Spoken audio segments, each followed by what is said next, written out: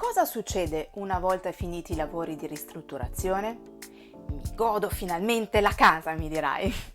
Sia che sia la tua abitazione definitiva, sia che sia per caso una seconda casa. E hai ragione, ma è davvero così? Lo vediamo nel video di oggi.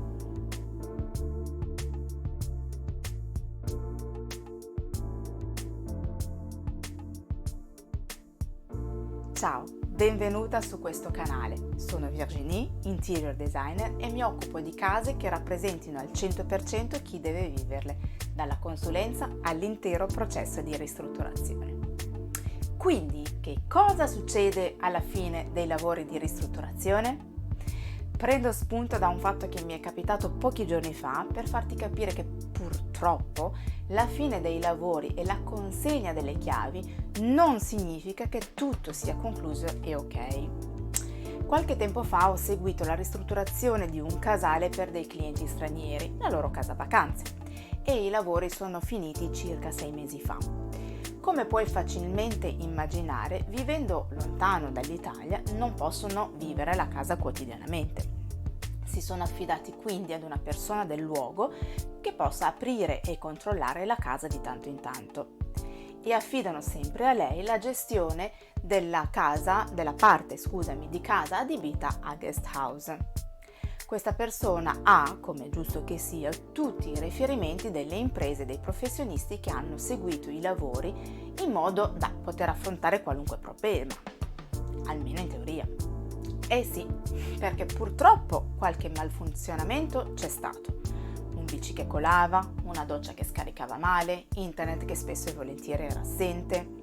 Nulla di veramente grave, solo un gran fastidio, ma cose che vanno sistemate. La signora quindi ha provato a chiamare chi aveva fatto l'impianto, spesso però invano. Pur conoscendo lei sia idraulici che elettricisti, giustamente non ha voluto chiamarli, perché è ovvio che chi ha fatto l'impianto lo conosca meglio e sappia quindi dove mettere le mani. Ho provato anch'io a chiamare e a mandare messaggi, spesso li hanno anche letti, ma non mi hanno mai dato risposta. Onestamente trovo questo un comportamento decisamente poco professionale. È ovvio, sul momento puoi essere occupato e ci mancherebbe altro, ma possibile che nell'arco di un'intera giornata o al massimo il giorno dopo tu non possa trovare un momento per richiamare? Tu sai quanto io insisto sulla fase progettuale, su quanto sia importante definire davvero ogni dettaglio, anche comprendendo l'arredo, anzi di base partendo da quello.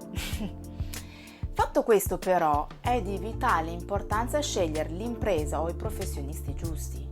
Come spiego qui, va fatto dopo aver studiato il progetto, per poter scegliere i professionisti altamente qualificati nei lavori che devi fare.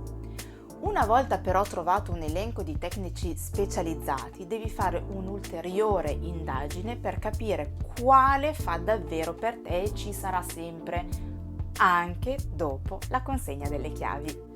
Non è facile, perché come in ogni campo si trovano professionisti seri, mediocri e purtroppo anche dei veri e propri delinquenti. È un termine un po' forte, però purtroppo ci sono anche quelli. Siti e recensioni sono elementi che ti danno una prima idea, ma non sono sufficienti, perché sui siti potresti trovare fotografie comprate e non di lavori effettivamente fatti, e le recensioni, lo sai, potrebbero anche essere di amici e parenti. È quindi importante avere un colloquio approfondito. In quel frangente devi poter esprimere ogni tuo dubbio, anche quello che ti sembra più sciocco. Preparati quindi un foglio con tutte le domande che ti vengono in mente.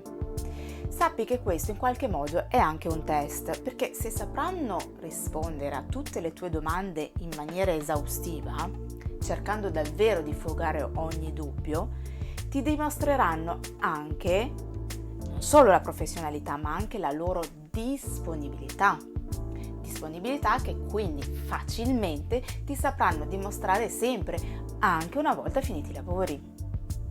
Tu devi poter essere tranquilla che se capita qualcosa avrai sempre chi ti potrà aiutare.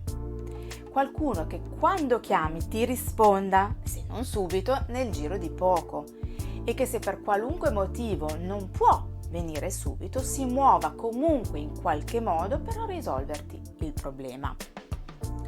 Non è facile, ammettiamolo, ci va anche un po' di fortuna, ma più sarai attenta in questa scelta, senza quindi avere fretta di cominciare subito i lavori, più è facile che non avrai troppe sorprese durante, ma anche dopo i lavori.